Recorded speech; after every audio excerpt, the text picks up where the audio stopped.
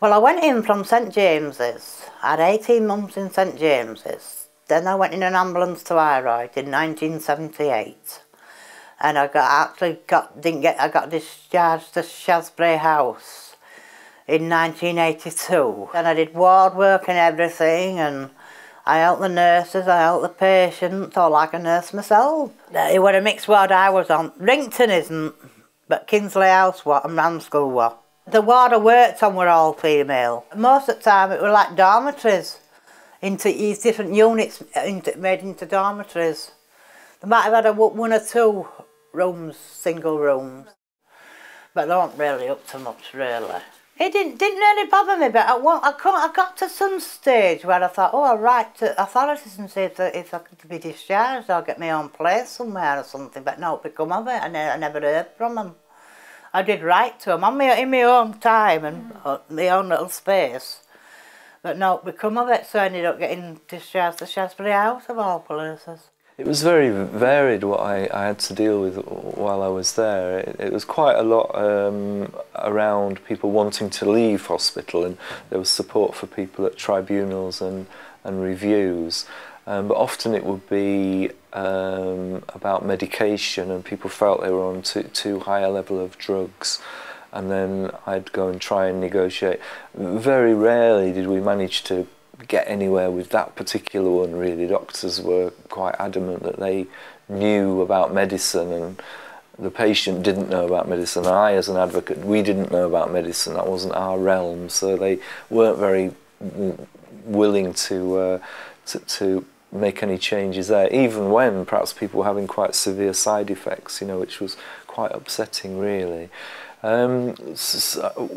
Quite a few times I supported people who were having electric shock treatment and who perhaps didn't want to have electric shock treatment, and that was one of the most upsetting things, because people were really terrified of having that treatment, and so we had some struggles.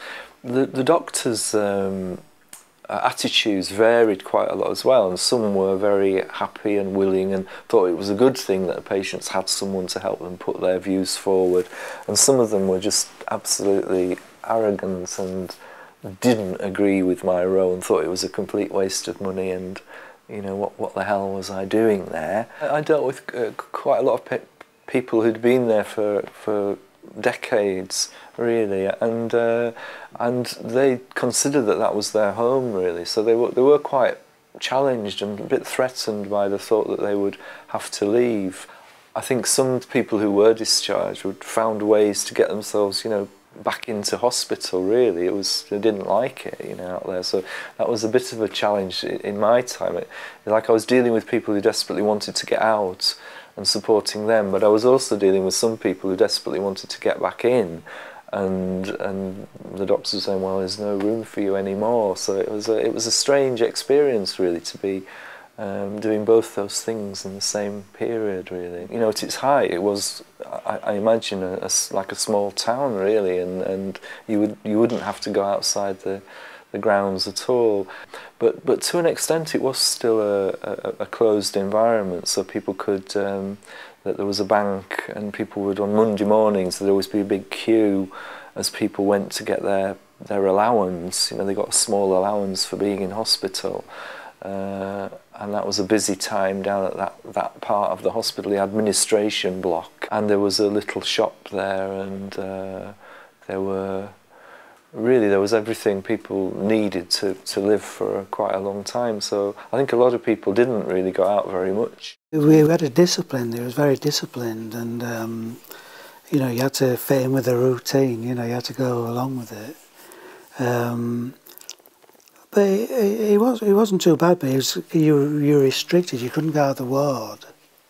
You know, if you're on a section, that is, you can go out of the ward, so you felt you couldn't go where you wanted to go. But well, medication, well, sometimes it's actually you're not sure all the time when it's because it doesn't give you physically the best of kind of reaction, really. Side effects, yeah, you had to put up with a lot of them. That's right from the beginning, but you're wondering, why am I feeling so bad, you know? And but there was the side effects as well, yeah.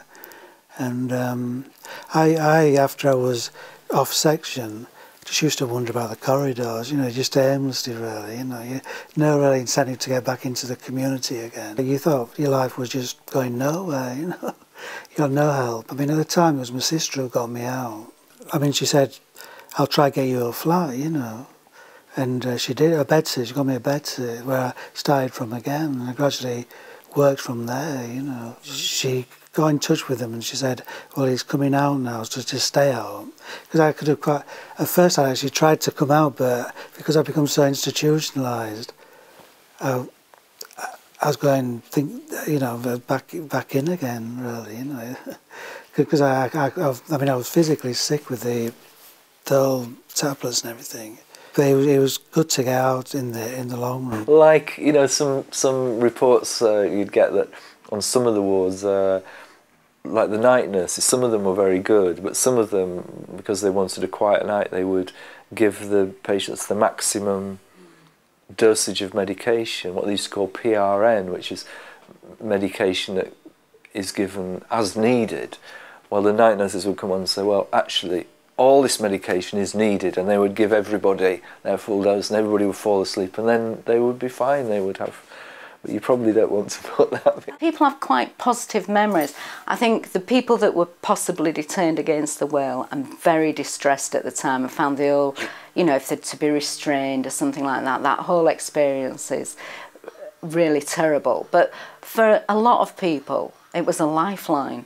And they have very fond memories of it and getting the support they needed and going in at, you know, at a very, very low hour, feeling like they wanted to die, and coming out and being able to go back to work and live with the family and look after the children and things. So I sometimes find it quite sad that everything you hear is so negative.